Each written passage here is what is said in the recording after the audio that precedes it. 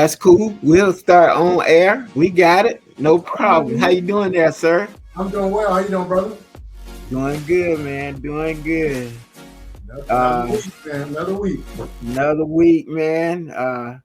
Miss Nikki's on vacation, hanging out in Florida. So we're Yeah, gonna and I do talked to Mark, man. Mark is ready to come back on, man. So, it. Tell Mark he welcome to come on next week if he want to. all right, Yeah, I'll talk to him. yeah. We want guest hosts every week. We can get them. Numbers are looking good. Um, it's not a sprint. It's a marathon.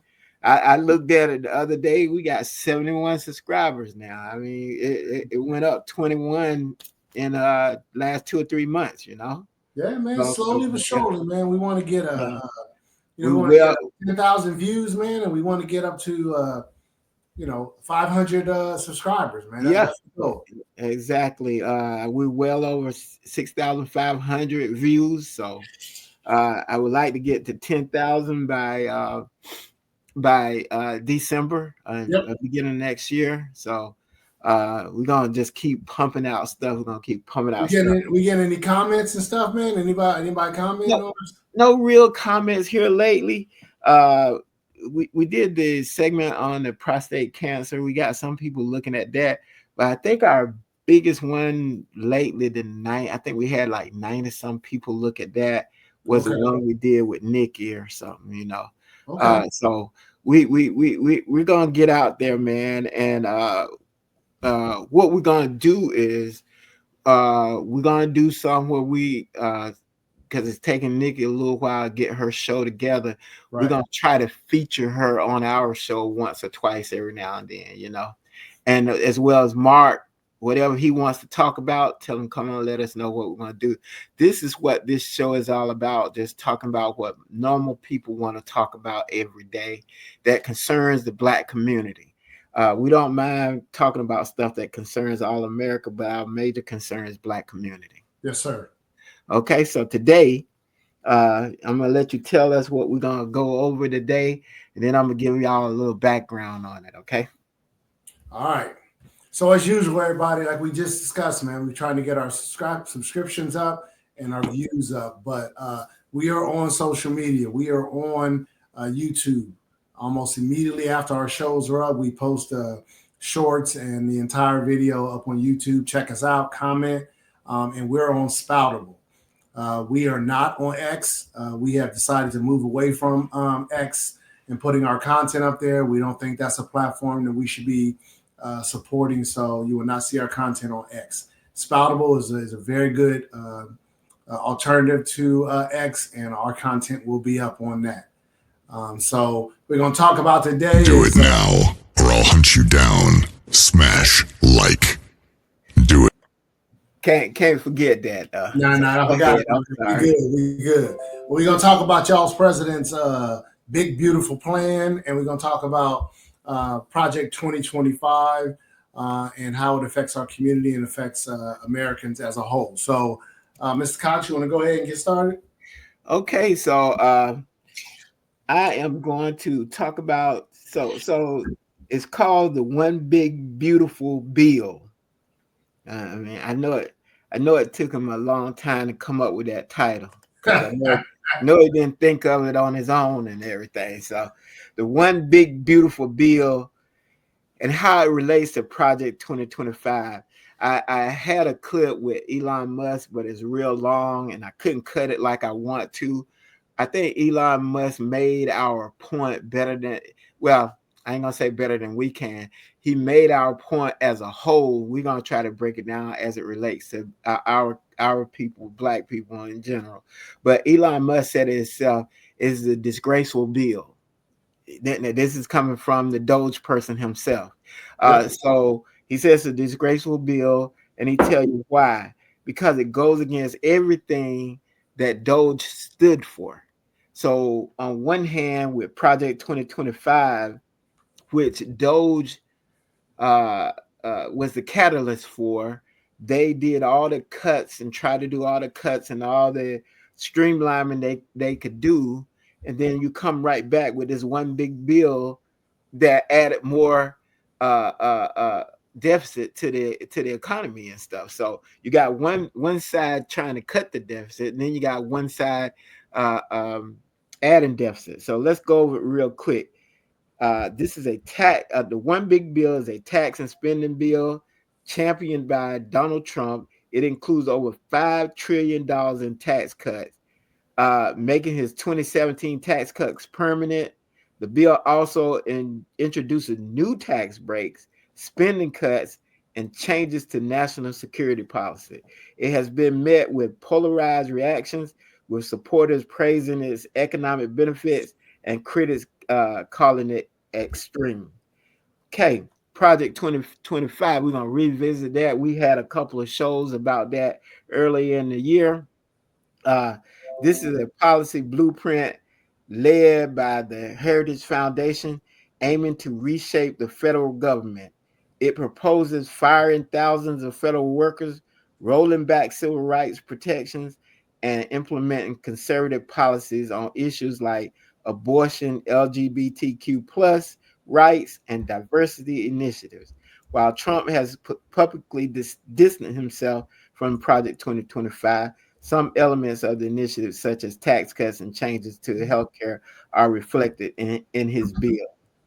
In short, the one big beautiful bill is a legislative package focused on tax and economic policy, while Project 2025 is a broader plan to overhaul the federal government with conservative principles.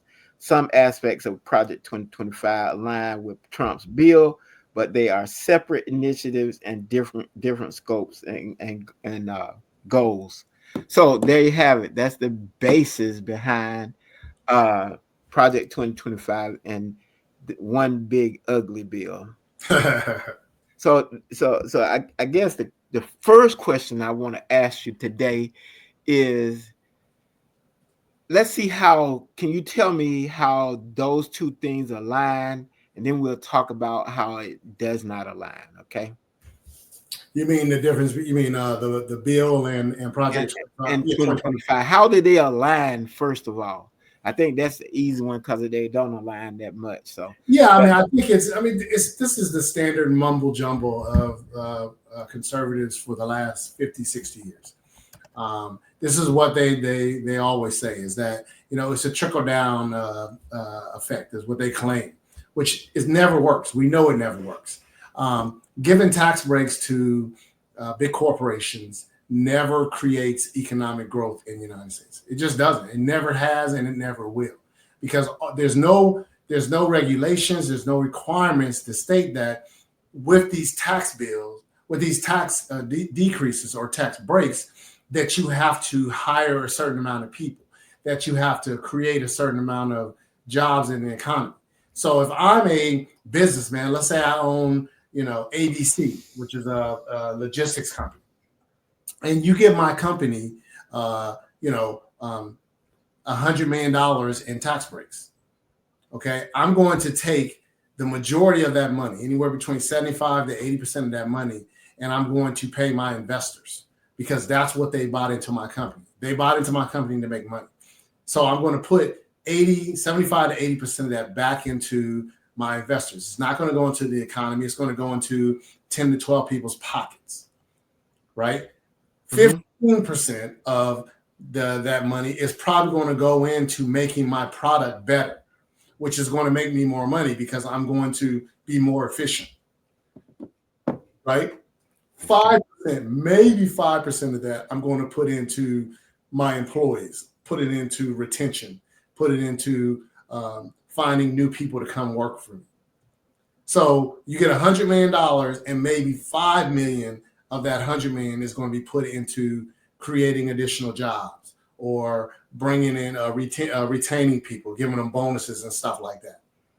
All the while, the rest of the country is paying for things that your company benefits from, like infrastructure, like roads, lights, businesses, places, things like that. So it's a scam. It's always been a scam, and it's a scam today. The Congressional Budget Office came out and said that this plan is going to add $5 trillion to the deficit. So all the Republicans that run around talking about we're fiscally responsible, they're going to add $5 trillion to add on to President Trump's $7 trillion that he added to the deficit the last time he was president. So that's the problem I have right there. Right. Nobody's talking about that. And they don't care. And then, the idea that, let's cut back on all the jobs. Well, if you want to save money, why don't we start with our politicians? Our politicians get retirement plans for being in office for one term. That's it. Yeah. I go when I become a senator of my state, I serve one term, and the taxpayers of the United States pay me a severance pay. I mean, a retirement plan for the rest of my life. The rest of your life. Poor congressman's got to do it 3 times. Right. So they get elected. They get elected for 6 years, and all of a sudden they get a pension for the rest of their lives. Crazy. But you want to go out and take a job away from a dude that works at the post office or a guy that works at the meat factory. You want to take that job away from him and his family. So I hope I answered the question. Oh yeah. Oh yeah. I mean, it was clear. I want to focus on when I talk about. I just want to focus on what you talked about so clearly about the trillions of dollars, trillions, not billions. Right. It's gonna add to the deficit. Right. Okay. So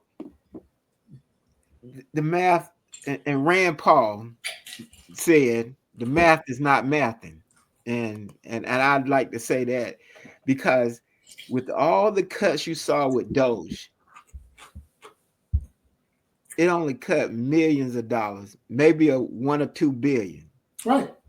While you were adding $5 trillion. So let's look at that math right there. And you think that clearing people off Medicaid that can work, and who's going to be the determining factor on who can and cannot work? That's the next question. Who's going to be the police officer or the police person that says that, oh, your leg is broke, but you need to get back to work, or you have multiple sclerosis or MS or whatever, but you can work.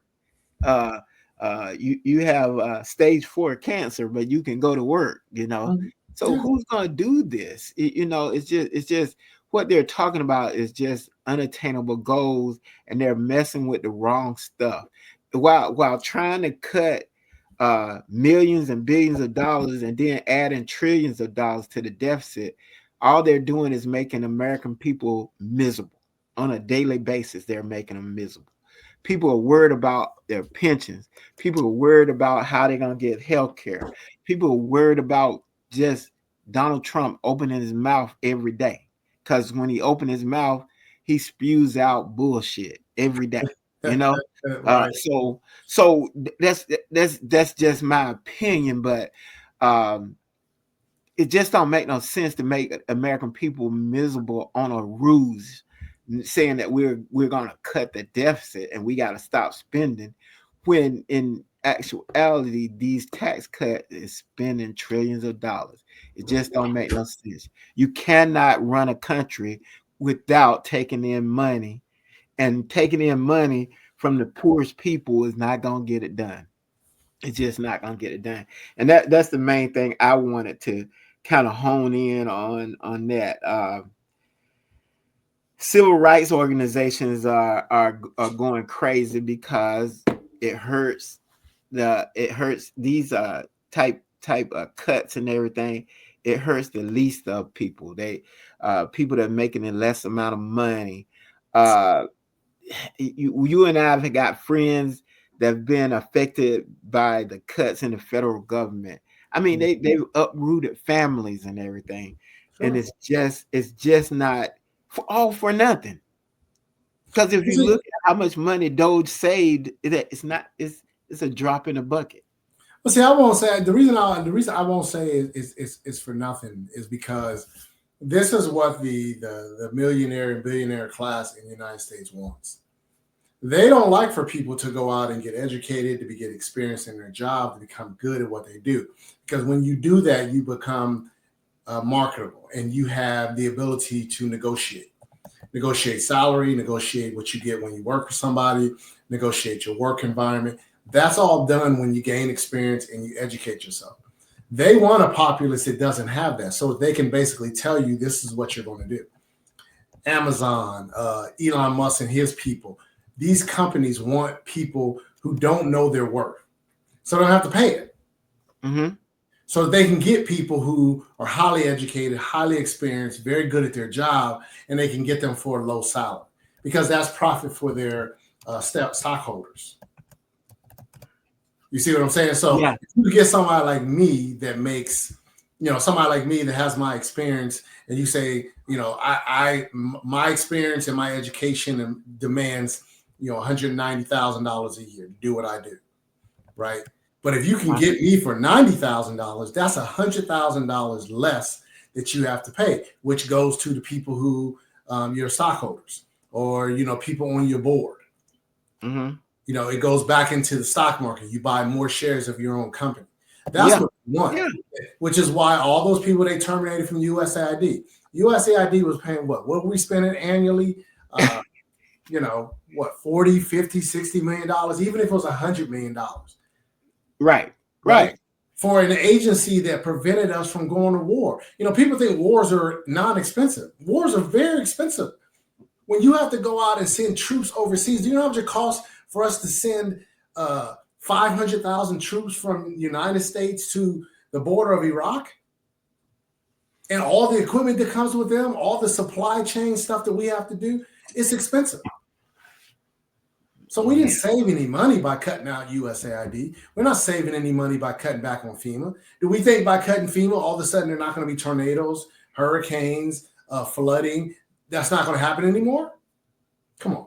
That was my next issue that I was going to bring up. Cutting FEMA was just during hurricane season. It's just crazy, and come to find out, the head of FEMA made a bad joke, or he was serious by saying he didn't know there was a hurricane season. Either way, it's crazy. So for those of you who don't know, he said he didn't know it was a hurricane season. And when it came out like that, and everybody's like, you got to be kidding me. He came back on and said it was a joke. So either way, it's crazy. Look, I work in that business, man. I know. I've been in that business for over 30 years. And you can joke all you want. You can try to deny, stick your hand in the sand and say it doesn't happen. But it's going to happen. It's going to rain. We're going to have hurricanes. We're going to have tornadoes. You cannot just cut a budget and say, we're not going to help. But you know what? I say let it go on and happen. Let those states like Arkansas, Mississippi, Louisiana, where you want to cut all that, fine. Don't send my tax dollars. I'm tired of my tax dollars going to the state of Mississippi and the state of Alabama and the state of Arkansas. I'm tired of paying my taxes to pay for their incompetence. Yeah, exactly. And the thing with that also is that the people that complain the most about the federal government are the one that need the federal government the most. Right. You talk about New York, you talk about California, you talk about all these other states, and these are the states that are paying the most into the federal government. Sure.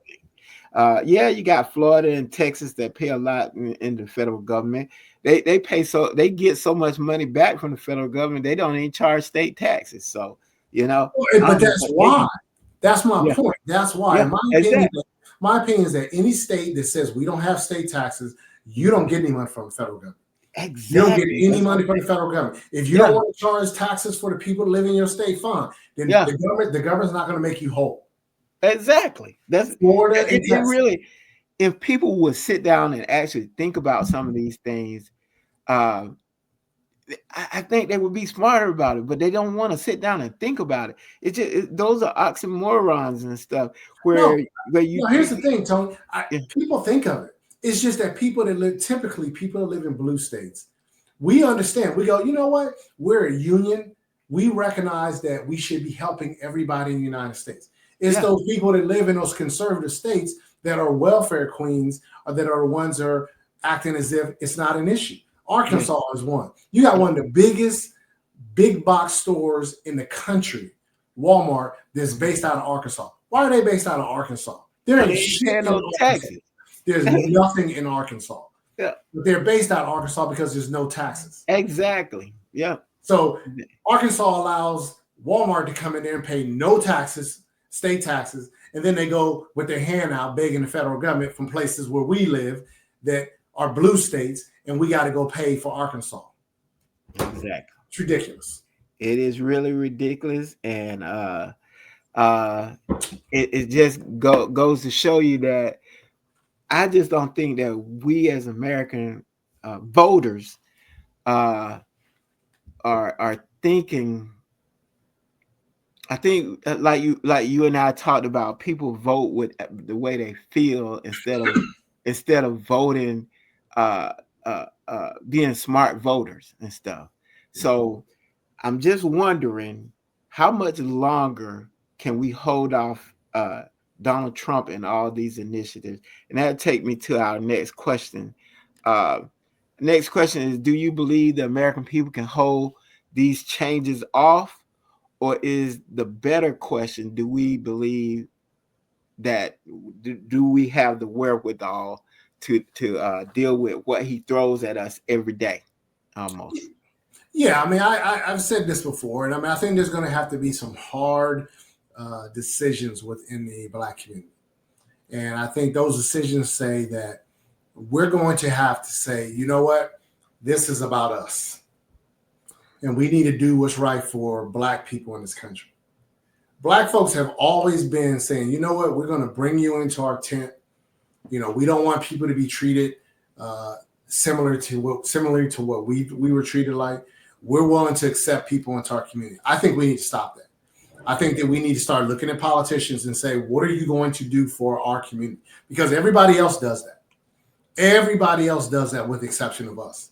And we need to stop teaming up with Hispanics, the Spanish community. We need to stop teaming up with the Arab community. Stop teaming up with all these people who claim they're allies, but when the rubber hits the road, they're not allies.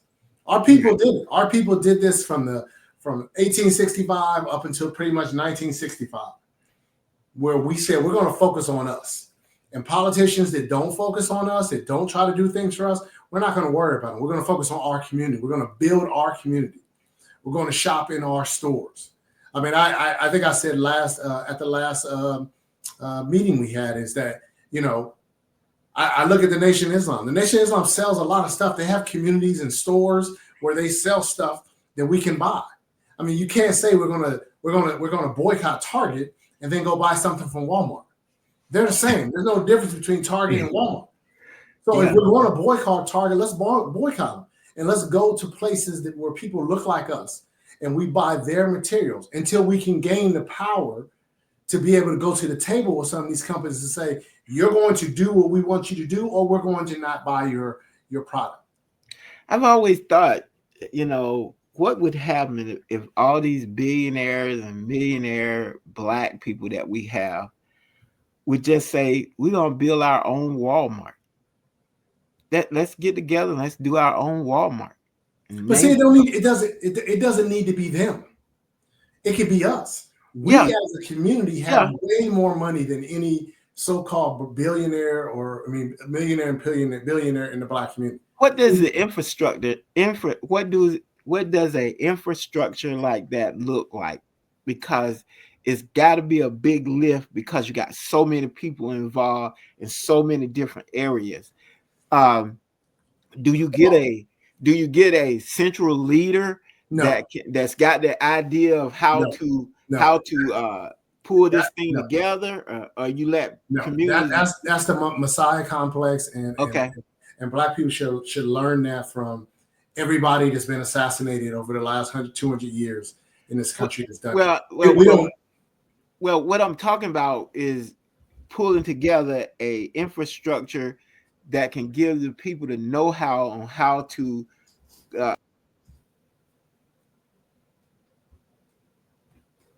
I'm off screen. Okay, I'm Yeah, back. you're back. You're back. I don't know Yeah. what happened, but you're back. I mean business wise, not leadership No, wise. no. No. What I'm saying is that there are businesses out there that sell every product that we go to Target and Walmart and get. We as a community have to look for those companies. They're not large companies. You're not going to see a commercial for a black company that sells Christmas cards and holiday cards and Thanksgiving cards, but they're out there. Uh-huh. There used to be a store at Pentagon City Mall that was called the Black and the Berry, the Sweetie the Juice. Okay. Black owned company that sold generic stuff. They were based out of the mall. Okay. That's the companies that we need to patronize.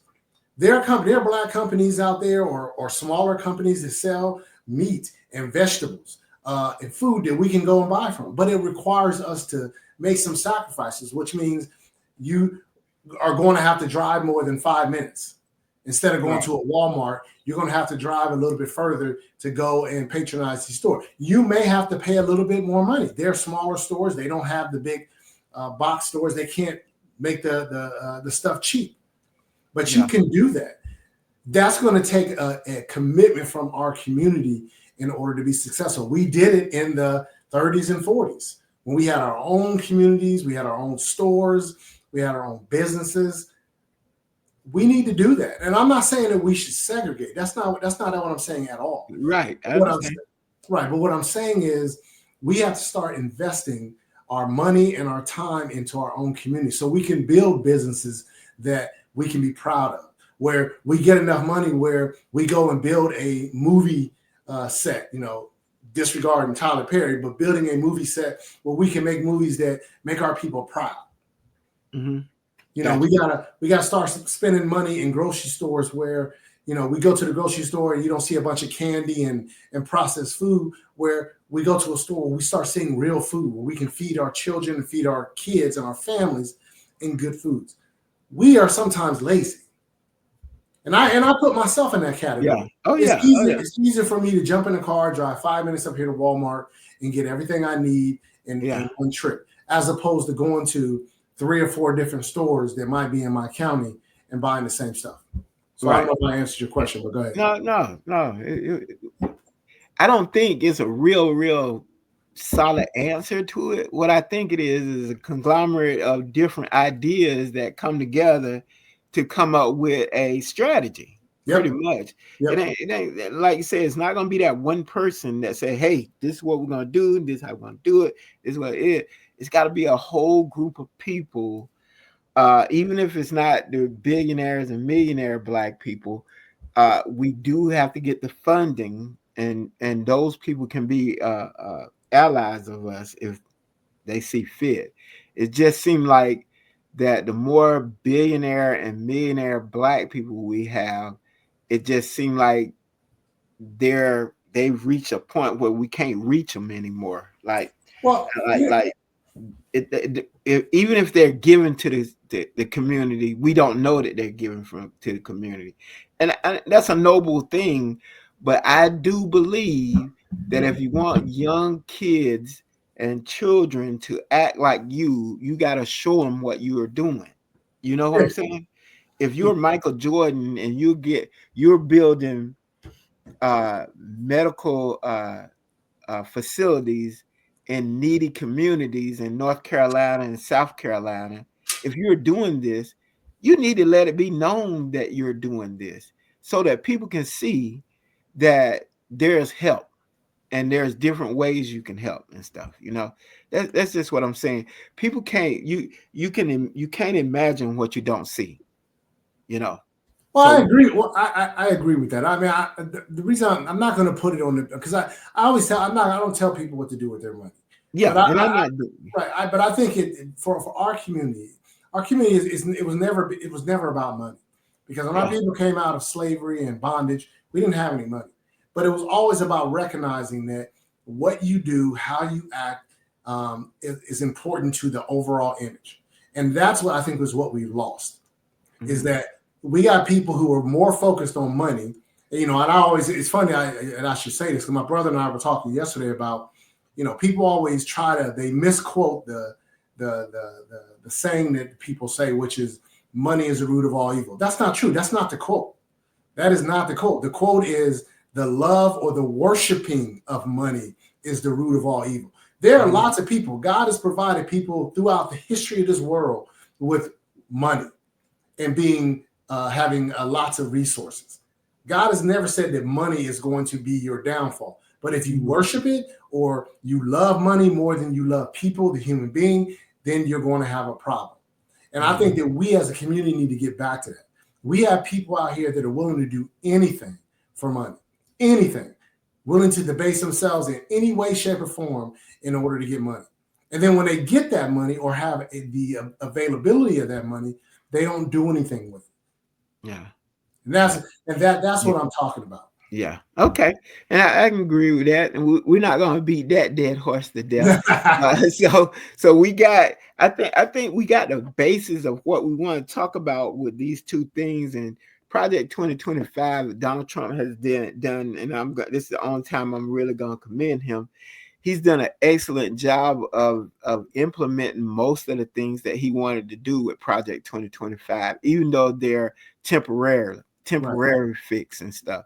He's done them all with executive orders, and if something happens to him, it can go away the next day. So, but I got to give him credit. That's credit where credit is due. Being the showman that he is, he's done all the things basically in Project 2025, except for a few that he said he was going to do with executive orders. The good thing for the American people is they can be undone in a stroke of a pen. Sure. So and if that's the only good news I can give y'all today, I think that's some great news, because you know that whatever he's done so far is temporary and not permanent. Before we get up out of here today, want to save a little time to ask you what you think about the Secretary of Defense and this new tirade he's on trying to keep. Once again, he's pitting us against the LGBTQ plus community with these naming the ships and everything, which in most cases, when you got wars going on and you got to worry about defending this country, naming a ship wouldn't be a big priority for a Secretary of Defense. But can you elaborate a little bit on that for me, please? Well, I mean, I'll just say, first of all, I have zero respect for the HECF or whatever. Secretary. I have SecDef. I have no respect for him whatsoever. One of the things that I've always said about military people, and you've heard me say this before, is I come from a military family. I'm not just a military man. I come from a military family. My entire family, including my male siblings, as well as my cousins and uncles, have all served in the military for over 100 years. So I come from a military family. And one of the things that I always respect about a military person, regardless of his political beliefs, regardless of what they say, is I respect somebody who served in the military because I know what they went through. And I know what they needed to do in order to be able to wear that uniform honorably. So I give people the respect. But our current SecDef has lost all of that with me. I have zero respect for him as a military person, as a man, and as a somebody that's honorable. He has no honor, none whatsoever. Yeah. And what he has said and what he has done in reference to support for our veterans, in reference to, I don't particularly care one way or the other. I don't care if someone's gay in the military. I'm positive that I served on my ship when I was in the Navy with quite a few men that were gay. I don't give a shit. As long as when that battleship, battle tone goes off, that they're able to do their job, that's the requirement. That's the requirement that I look at them for. Simple as that. And to try to pit people against each other based upon who they lay down with at night or who they care about, I think is disgraceful. So I have zero respect for this guy as Secretary of Defense. I think he's going to go down as being one of the worst Secretary of Defense in the history of this country. I agree with you. Yeah. And I can't wait for 2028 when there's another president in, and this guy is sent back to being a clown on Fox News. So I don't know what else I can say other than I don't have any respect for him. I would not want to fight with him. I would not want him standing next to me if this country had to go to war. I think he's a coward, and I don't know what else to say about him. Yeah, there's nothing really else there. For those of you don't know what we're talking about, Oh, I'm sorry. Go ahead. the Yeah. Secretary of Defense came out with a list of names of ships that he's going to re rename because of I don't know why. I know the first one is Mr. Milk, who Yeah, it's about was Harvey Milk, congressman out of Harvey Milk. California, who was gay. Okay, let me get those names. I want to get them for you. You can talk about him for me real quick. Yeah, Harvey Milk was, I believe, he was a congressman. Yeah, I think he was a California congressman. He might have been a senator, but he was a California congressman. He was gay. He was a congressman. Okay, and he was openly gay. And Harvey Milk did a lot of good things for the state of California. That's his responsibility as a congressman. People, I really wish that, and I can't remember, but Tony, you and I are similar in age. So, was it Sesame Street? Who used to do the concept of a bill? No, it wasn't Sesame Street. I forgot what. Whatever it was. Well, basically was explaining to kids the process of how a bill was made. And people need to really understand. I think it pains me sometimes when I talk to people, Americans, who do not understand our political system and understand what your role is as a congressman, as a senator, and as the president or the vice president. Congressmen are elected every 2 years. There's a reason why they're elected every 2 years. Is because they have the ability to come in and try to get things done in 2 years, and then 2 years later, somebody else can come in. It's the balance. Senators have 6 years. They give senators 6 years because the senator is supposed to be a more calm person, typically an older person that understands that this is a marathon, not a sprint. So, back in the day in the United States, you used to have fights in the congressional halls because the people who were congressmen were a little bit more on the edge, a little bit more out there, which is why you only give them 2 years to affect the country. Senators have 6 years. Harvey Milk did a good job for where he came from. His job was to take, if I'm not mistaken, I believe he was from Northern California too. His job was to take Northern California issues to Washington, D.C. and try to get things done. That's what he's supposed to do. And he was a good senator. And he had a ship named after him. To go and to take that away from him is disgraceful. The craziest thing about that, like you said, he served in the military and he was in the Navy. So it ain't like he wasn't qualified or anything. Exactly. He served and he fought in a war, something that Donald Trump never did, So right. I mean, if we're going to start going back and looking at revisionist history, there's a whole lot of things in this country that we can take away. We got a lot of stuff in this country named after Confederates, traitors to this country. So if you want to start going back and removing stuff, there we go. Go ahead. No doubt. It's just be tick for tat. One of the people that were on there is Harriet Tubman. Yep. And even the conservatives on the talk show last night when I was looking at this, even they were pretty taken aback by that and said Hexef was wasting his time with little things like this, like here. If Harriet Tubman can't be considered a American hero, I just don't know who else can be. And naming I agree with one of the black hosts on the show who said, well, maybe that ship don't deserve Harriet Tubman's name on it. Maybe that's the case, maybe we should. I agree. I mean, well, first of all, I don't like the fact that the only thing that they want to throw into black people's faces is people who come from slavery. I mean, there are a lot of people in this country that have done things that weren't slaves, that didn't come from poverty, that we can name stuff after. You don't have to always go back to someone who was imprisoned in slavery in order to name something out of it. But I don't have a problem with Harriet Tubman having a ship named after her. She's a hero. She's an American war hero. I mean, she did what she did during the war. So she deserves to be acknowledged as a war hero. Exactly. It's easy. These things seem easy, but it's hard. For some reason, I'm just gonna say it like I feel it. And these things that to us seem real easy seems to be really hard for colonizers to understand.